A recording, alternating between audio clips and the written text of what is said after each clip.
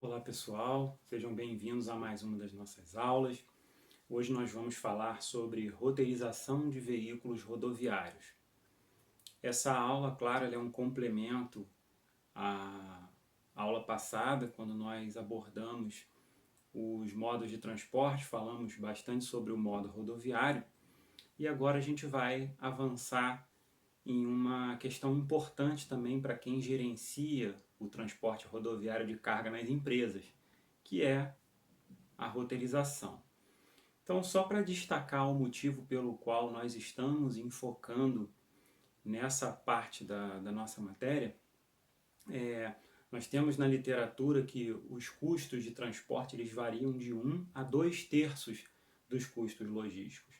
Então, associando ao que a gente viu na aula passada, onde o transporte rodoviário ele é o mais utilizado no Brasil, e ainda ao fato da maioria das empresas, né, ou recorrerem ao seu serviço de transporte terceirizado ou ao transporte com frota própria, essa é uma parte da gestão de transporte rodoviário que é importante a gente trabalhar. E melhorar a eficiência do transporte rodoviário é fundamental para a gente reduzir os custos e, por consequência, buscar o melhor atendimento ao cliente. Então, a roteirização ela permite, né, se bem aplicada, se a técnica escolhida for a adequada para o seu problema, você pode reduzir custos e, ao mesmo tempo, melhorar o seu nível de serviço. Então, já que a gente está falando de roteirização, vamos começar pelo conceito, né? O que é roteirização? O processo de roteirização ele está associado à definição de rotas ou caminhos a serem seguidos por veículos a partir de um ponto de origem até um ponto de destino. Esse caminho entre a origem e o destino, ele pode considerar pontos intermediários de paradas. E aí entra também a questão do sequenciamento dessas paradas, ou seja, a ordem dessas paradas entre a sua origem e o destino, ok?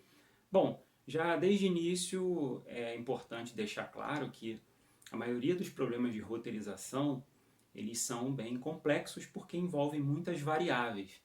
Normalmente as empresas recorrem a softwares para apoiar nesse processo de roteirização, ok? Bom, só para vocês terem uma ideia, nós temos que levar em consideração, né, nos problemas que a gente resolve de roteirização, informações como a distância entre os pontos, e é lógico que pontos são esses, qual é a priorização dos pontos de parada para coleta ou entrega, né, dentre os pontos que vão compor a sua rota, os custos associados a isso, ok?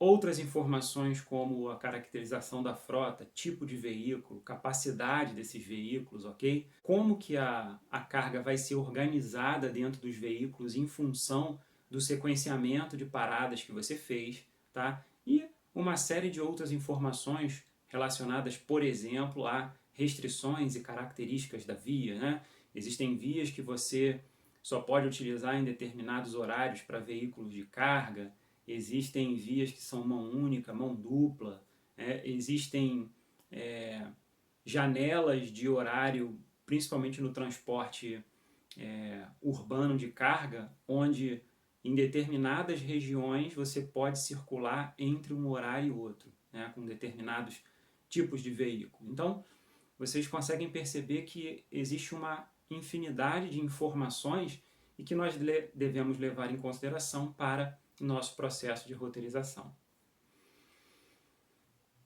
Bom, então um processo de roteirização ele pode buscar a definição de rotas ótimas, que são aquelas rotas que minimizam custos, tempos e ou distâncias, ok? E aí a gente tem um apoio muito forte nas técnicas de programação matemática, e aí a gente estuda um pouco disso na nossa disciplina de pesquisa operacional. Só que para esse tipo de roteirização, em alguns casos, dependendo do tamanho do do seu problema, da quantidade de variáveis, isso pode demandar muito tempo e muitos recursos computacionais, né? E no caso das rotas boas, nós tendemos a trabalhar com métodos heurísticos, que são métodos intuitivos, métodos baseados na prática, né? Eles não otimizam essas variáveis que a gente colocou como custo, tempo e distância, mas geralmente produzem com menor esforço um resultado bom, uma solução de boa qualidade, ok? Então, quando a gente fala dos métodos intuitivos, né, que as heurísticas buscam trabalhar com intuição, experiência, a gente quer dizer o seguinte, né, que existem determinadas ações que a gente sabe que, se a gente tomar, produzem ou tendem a produzir resultados melhores. Então, vamos dar um exemplo.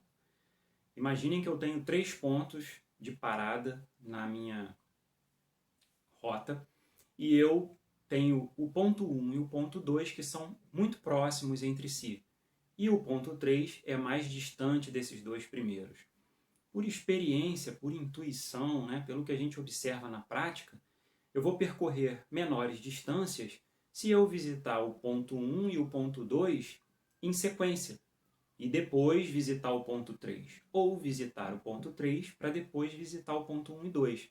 Eu tendo a ter distâncias maiores quando eu visito o ponto 1, deixo de visitar o ponto 2 para ir ao ponto 3 e depois retornar ao ponto 2, que estava próximo do ponto 1. Então, nós temos, na prática, pela intuição, essa definição que é uma das que podem ser utilizadas também nos diversos métodos que a gente tem de roteirização. Ok? Bom, entendendo o que é a roteirização e da complexidade que é, nós vamos nessa aula abordar 3 tipos básicos de roteirização, se é que nós podemos chamar assim. Esses tipos básicos de roteirização, eles vão estar baseados em 3 tipos de distribuição, que são um ponto de origem e um ponto de destino. Então eu saio de um ponto com destino a outro ponto diferente. Eu tenho múltiplos pontos de origem com múltiplos pontos de destino, ou seja, eu tenho vários pontos de onde eu posso partir e vários pontos de onde eu posso chegar. E eu tenho aquele terceiro tipo, que é pontos de origem e destinos coincidentes. Então eu saio de um determinado ponto, passo por outros pontos nesse meu caminho, nessa minha rota, e no final eu tenho que retornar para o ponto de origem, ok? Então eu saio do ponto de origem e chego no ponto de origem. Então nós vamos trabalhar com alguns conceitos e alguns exemplos em cima desses 3 tipos básicos de roteirização que vão servir para esses 3 tipos básicos de distribuição. Falando primeiro do primeiro tipo, que é um ponto de origem e um ponto de destino, nós temos soluções que buscam, por exemplo, a rota mais curta, né, aquela que vai me dar uma menor distância. Eu tenho aquela solução que busca a rota mais rápida, que é a que me traz o menor tempo, e a rota com menor custo, né? Aí, o ideal era que nós conseguíssemos estabelecer uma rota, um caminho, que juntasse essas 3 soluções, ou seja, a rota mais curta, mais rápida e mais barata, mas não necessariamente isso vai acontecer, ok? Bom, então, a gente considera que existe, né, uma rede de vias, interseções e paradas, e o processo é decidir qual parte da rede que a gente vai utilizar, qual o caminho, né, a ser seguido pelo veículo, considerando essas variáveis de custo, tempo e distância, saindo de uma origem para chegar até um destino. Então imaginem o seguinte, eu estou no Rio de Janeiro, para chegar em São Paulo, eu tenho alguns caminhos que eu posso fazer, esses caminhos vão me trazer resultados ou podem me trazer resultados diferentes em termos de distância, tempo e custo, e eu vou analisar esses caminhos, essas rotas, para definir qual é a melhor segundo o objetivo que eu estabeleci. Na nossa aula nós vamos dar um exemplo, né, para esse tipo de problema e que vocês podem acompanhar a seguir pelos slides que eu vou mostrar agora. Nesse nosso exemplo nós temos o caso de uma empresa que precisa transportar 10 mil quilos de produto de Rio de Janeiro para Santos. E existem algumas rotas que podem ser utilizadas, mas a empresa está em dúvida quanto a mais apropriada. Então, após uma análise, chegou-se a duas alternativas. Então, nós temos um mapa que mostra as características, né, dessas duas alternativas, que é utilizando a Presidente Dutra e utilizando a Rio Santos.